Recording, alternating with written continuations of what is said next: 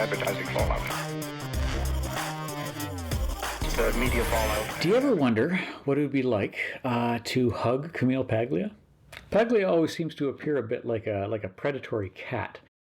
She's dangerous, she's ready to pounce, but she's also intriguing. When I saw this video, my mind went to Camille.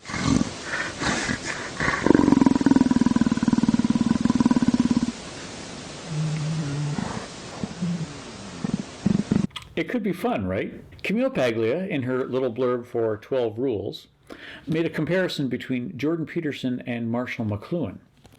Jordan Peterson is the most important and influential Canadian thinker since Marshall McLuhan. His international fame and impact continue to grow exponentially. Peterson's bold interdisciplinary synthesis of psychology, anthropology, science, politics, and comparative religion is forming the template for the genuinely humanistic university of the future. Her comparison got me wondering if McLuhan and Peterson actually share any ideas. What would they have talked about if they could have met? At first, mainstream media didn't really know what to do with Peterson. Mainstream media didn't really know what to do with McLuhan either. McLuhan was mostly interested in literature. His warnings about media and media ecology and media fallout were all prophet-like, as in he could see cultural changes happening that could turn incredibly dangerous. I used the phrase media fallout in the title. McLuhan used it himself. He compared the atom bomb nuclear fallout to media fallout. And that seems to be something we are experiencing here, right now, with the interwebs, the fake news, political polarization. It's fallout. It's media fallout. McLuhan said, as we try to control atom bomb fallout, so we will one day try to control media fallout. Education will become recognized as civil defense against media fallout. I think Peterson would agree with this idea of education being a civil defense when it's done properly. For Peterson, education is supposed to be civil defense against things like ideological fallout. And that's what many of us are experiencing right now too. The threats of nuclear fallout, media fallout, ideological fallout.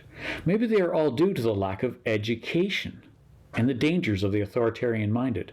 Peterson hasn't really made a career in media theory or technology or literature. His thing is mostly psychology. However, he is willing to play with new media and technology. He put up videos of his personality courses and his maps of meaning lectures. And when he saw something that could turn incredibly dangerous, he spoke up. Now, in a sense, he's a prophet, pointing at the ideological fallout we are feeling today. Here's McLuhan again, but I think I can hear Peterson saying something very similar. The world we are living in is not one I would have created on my own drawing board, but it's one in which I must live and in which the students I teach must live. You see that? Pragmatism. It's not idealism. He's a curmudgeon, but he's worried about students. Peterson practically makes himself neurotic. He gets so worried about things like this. Peterson might say something like, even when life involves suffering, the proper response to that is to find meaning by taking up responsibility and not projecting out resentful blame or indignation. So, what else would these two share? McLuhan didn't spend a lot of time directly in psychology, but his work did have an influence on education. Peterson may very well have an impact on education too, eventually, if he ever gets his online university of the future up and running.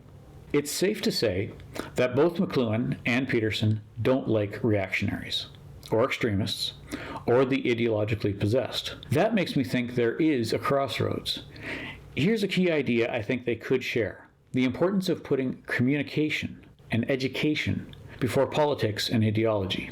But where Peterson tends to put things into a how to act framework, McLuhan seems to have more of a how to perceive framework. Peterson has life lessons like rules to live by. McLuhan has life lessons like how to look at figure and ground and ask questions to better understand media and literacy and technology. Peterson wants us to grab the wheel of our ship and make it through the suffering of storms. McLuhan advises us to keep our wits about us when in the maelstrom, because it's there where we will find the clue, revealing the path through dangerous waters. If you want to acquire another man's knowledge, start with his ignorance. This is the Sherlock Holmes approach. You pull out all the connections. You start with the problem of who done it. If the two of them are important, and misunderstood, then maybe we can find lessons from them that go together, like how to act and how to observe. So I'm going to use 4 examples. There could be more, but this will be enough to start.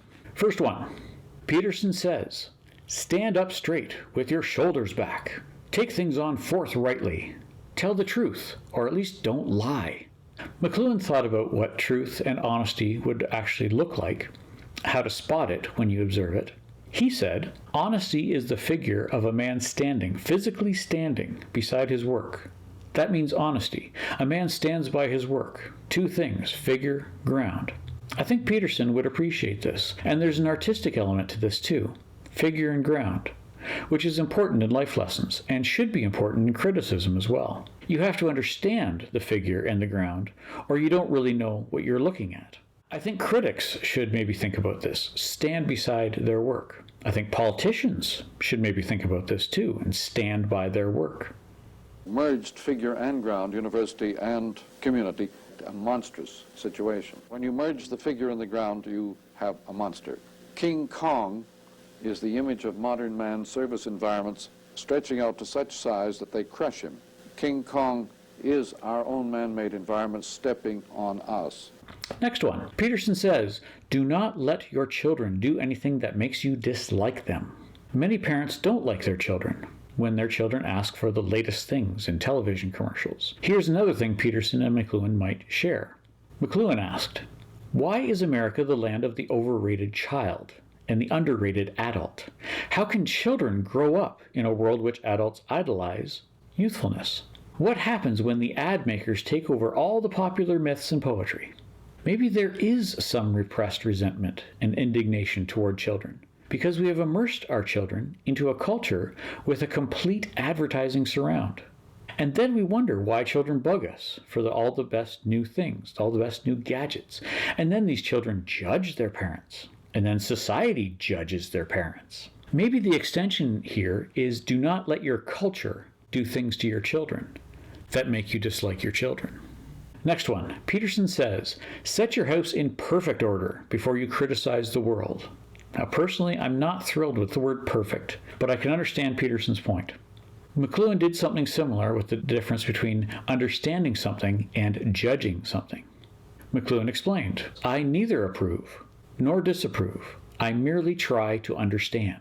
This is not specifically about setting your house in order, but McLuhan suggests that the right path doesn't involve running first to criticism or judgment or indignation. Before you criticize anything, understand it.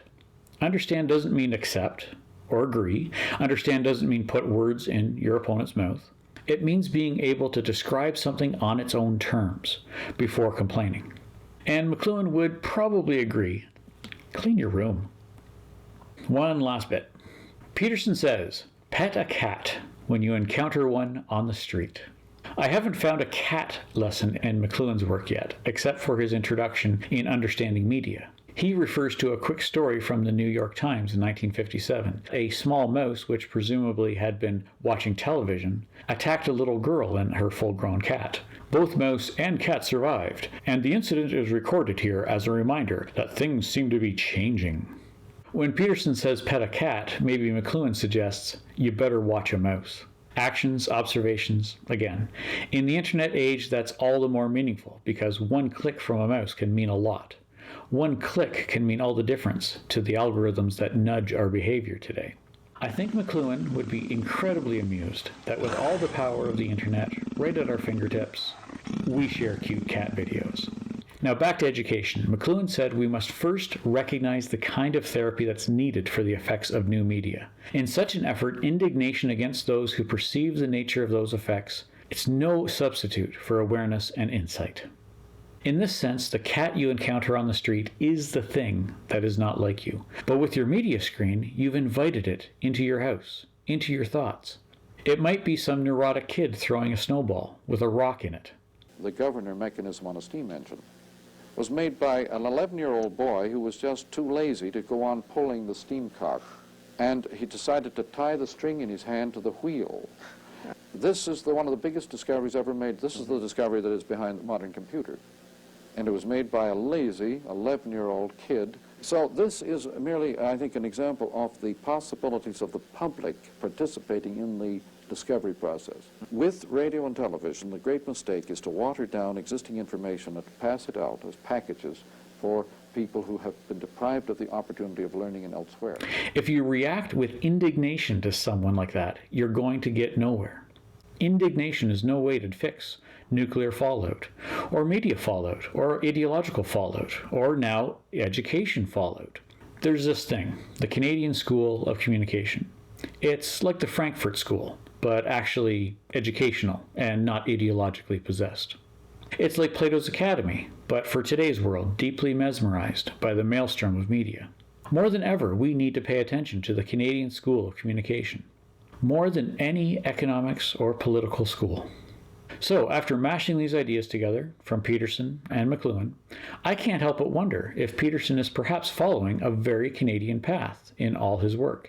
He is putting communication ahead, way far ahead of ideology, but he's bringing a therapist perspective into the mix, with a focus on simple ways to behave alongside simple ways to study and observe.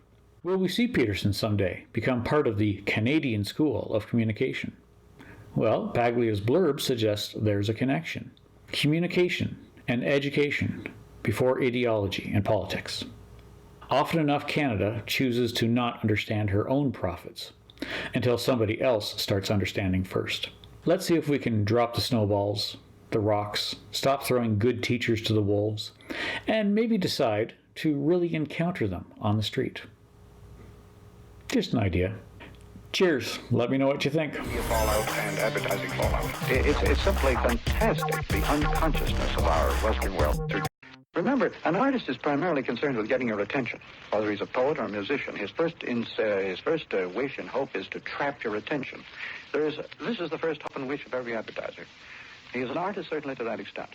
He wants to shape your attention, to shape your sensibilities, to create an effect upon you.